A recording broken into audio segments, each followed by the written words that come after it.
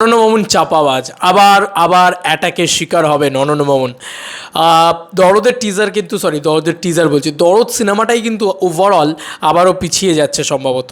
তাহলে এবার ঘটনাটা কি দাঁড়ালো যে মেগাস্টার শাকিব খানের এই দরদ সিনেমাটা আবার পিছোচ্ছে, এবং ঘটনাটা কি দাঁড়ালো যে অলরেডি অনন্য মামুন ভাইয়া আবার চাপাবাজ, এই কথাটা বেরোলো। আমি না আবার বলছি, আমার ভিডিও হয়তো অনন্য মামুন ভাইয়া অবধি পৌঁছয় না, কিন্তু আমার বাংলাদেশের ভাই বন্ধু প্রচুর তো রয়েছে। যদি একজনও আমার এই ভিডিওটা দেখে থাকো, তারা প্লিজ একটু অনন্য মামুন ভাইয়াকে রিকোয়েস্ট করো তো যে ইন ফিউচার অনন্য মামুন যেন আর কোনো ডেট, ভালো করে শোনো, অনন্য মামুন যেন আর কোনো ডেট না জানায় প্লিজ। দরদের পক্ষ থেকে, দরদের এত তারিখ থেকে প্রমোশন শুরু হবে, ওই হবে সেই হবে, দয়া করে বলছি, রিকোয়েস্ট করছি। কারণ না উনি ওনার কথা রাখতে পারেন, আমি এটা বলতেই পারবো যে অনেকেই বলতে পারে যে উনি তো মানে পরিস্থিতির শিকার। হ্যাঁ ঠিক আছে, ওই জন্যই তো বলছি, কখন কি পরিস্থিতি হয় সেটাও তো কেউ জানে না। ওই জন্য আরও বেশি করে বলছি, অনন্য মামুন ভাইয়া যেন কোনোভাবে কথাই না দেয়, কোনোভাবে যেন আর কথাই না দেয় যে এই তারিখে আসবে, ওই তারিখে হবে, ওই সেটা হবে, সেই ওটা হবে, যা যখন হবে সেটা তখন নিয়ে চলে আসবে, ব্যাস। আগে থেকে কিছু বলার দরকার নেই, কিচ্ছু বলার দরকার নেই। কারণ বারবার এটা হলে না একটা মানুষেরই নাম খারাপ হচ্ছে। আরে আমার কি ভাই, আমার কি তোমার কি?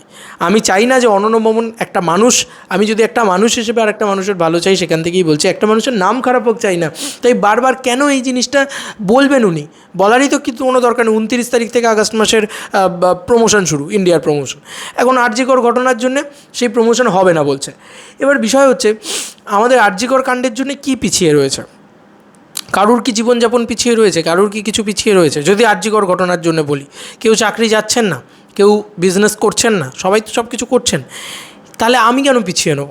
যাই হোক, সেটা যদি মনে হয় যে হ্যাঁ পিছিয়ে নেবেন, ওই জন্যই বলছি যে এখন থেকে আর বলবেনই না যে এই ইস্যুটা। আজকে দেখো, আজকে একটা ওয়েস্ট বেঙ্গল ইস্যু, একটা কলকাতার ইস্যু, কালকে একটা ইস্যু হবে, তোমার কী যেন বলে, বাংলাদেশের একটা ইস্যু হবে। বাংলাদেশেও তো এখন পরিস্থিতি ভালো চলছে না, কারণ অলরেডি রাজনৈতিক পরিবেশও নাকি খুব একটা ভালো না, এবং বন্যা টন্যা হয়ে একাকার কাণ্ড একেবারে। তো এরকম একটা পরিস্থিতিতে একটা সিনেমা রিলিজ করাও ডিফিকাল্ট। তো এই কারণেই বলছি, আর অনন্য মামুন ভাইয়াকে রিকোয়েস্ট, আর দরদের রিলিজ ডেটও জানাবেন না, আর কিচ্ছু করতে হবে না আপনাদেরকে। দরদ পিছিয়েই যাক। দরদ কবে আসবে আর লোকের জানার দরকার নেই, আমার মনে হয় না। যবে আসবে তবে নিয়ে চলে আসবেন, কারণ লোকে আবার আপনাকেই থুতু করবে, আপনাকেই তো ছিছি করবে যে অনন্য মামুন ভাইয়া চাপাবাজ, অনন্য মামুন ভাইয়া কথা রাখতে পারে না, এই না ওই না সেই না। তাই প্লিজ আর বলারই দরকার নেই, আমার এটা পার্সোনালি মনে হয়। এবার বাকিটা আপনাদের সিদ্ধান্ত, এবং আমার বাংলাদেশের ভাই বোনদের একটুখানি বোঝো আমি কি বলতে চাইছি বা কেন বলতে চাইছি। আমি কিন্তু অনন্য মামুন ভাইয়ের ওপরে হেট্রেট ছড়িয়ে এই জিনিসটা বলতে চাইছি না।